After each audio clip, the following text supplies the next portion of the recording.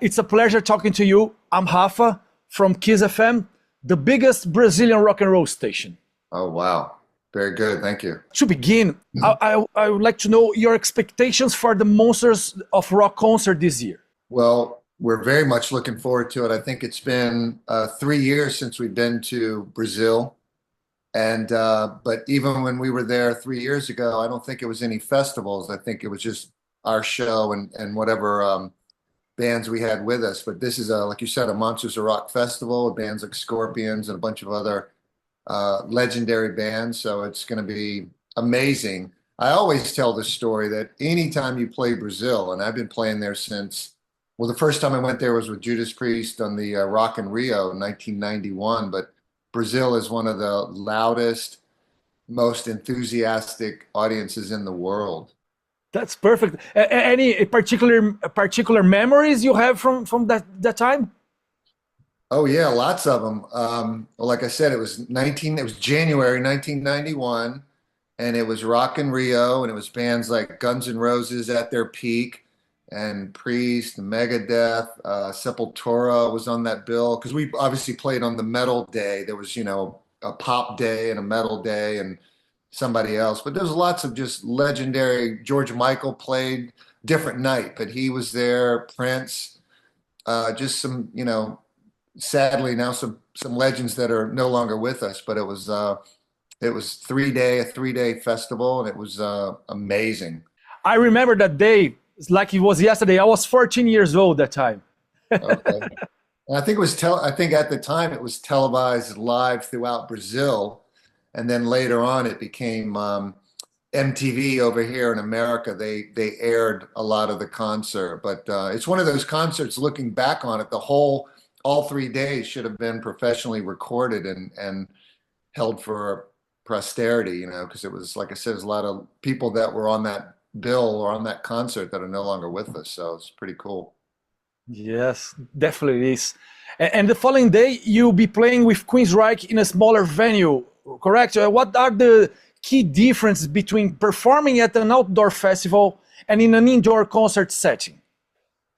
Well, like you said, they're definitely different because just the atmosphere. One's outdoors, and you have to deal with sometimes it depends on the weather, but sometimes it's really hot, or sometimes it's very windy, or hopefully it's just that, either hot or windy. Those are you can deal with those. But if it's rainy or miserable, then that's a different story. But just sound wise, it's always different.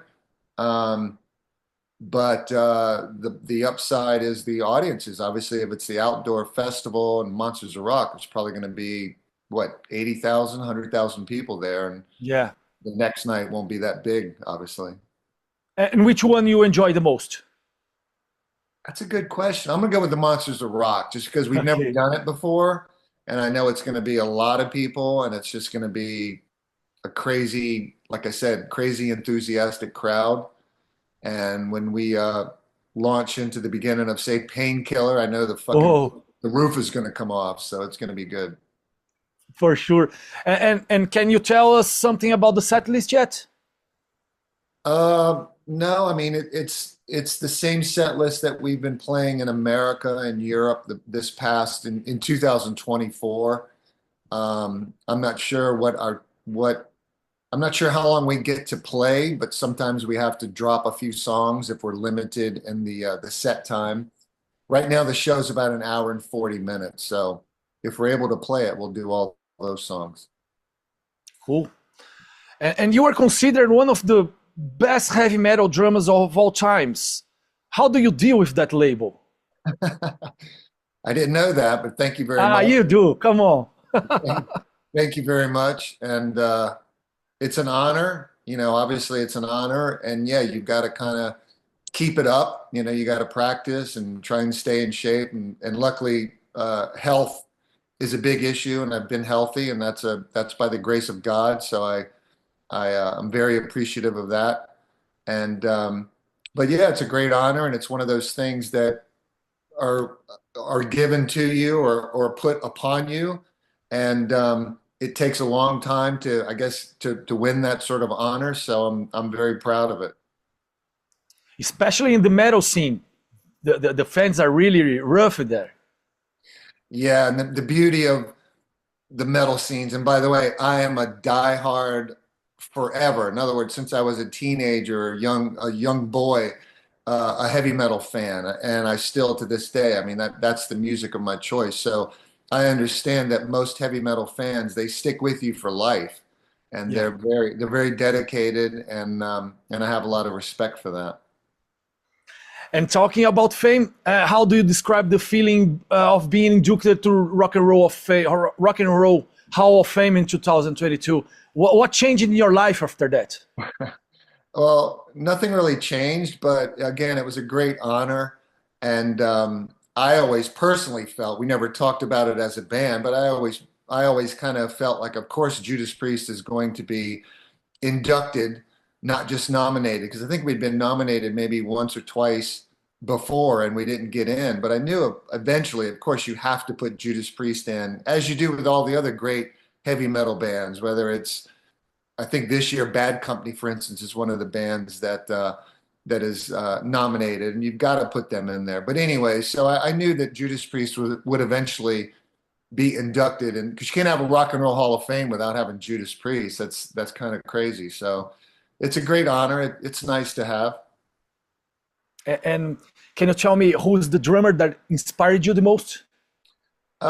It's a series of what I call the legends of legends, John Bonham and Alex Van Halen and Tommy Aldridge and Neil Peart from Rush, mostly Ian Pace from Deep Purple.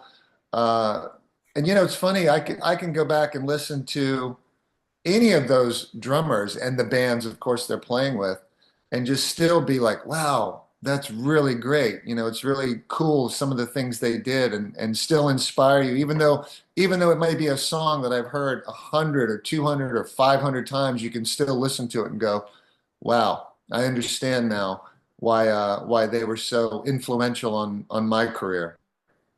Mr. Travis, I know you are a very busy man. Thanks so much for your time. It was an honor. Thank you very much. See you soon. Kiss FM. Não deixe o rock sair de você.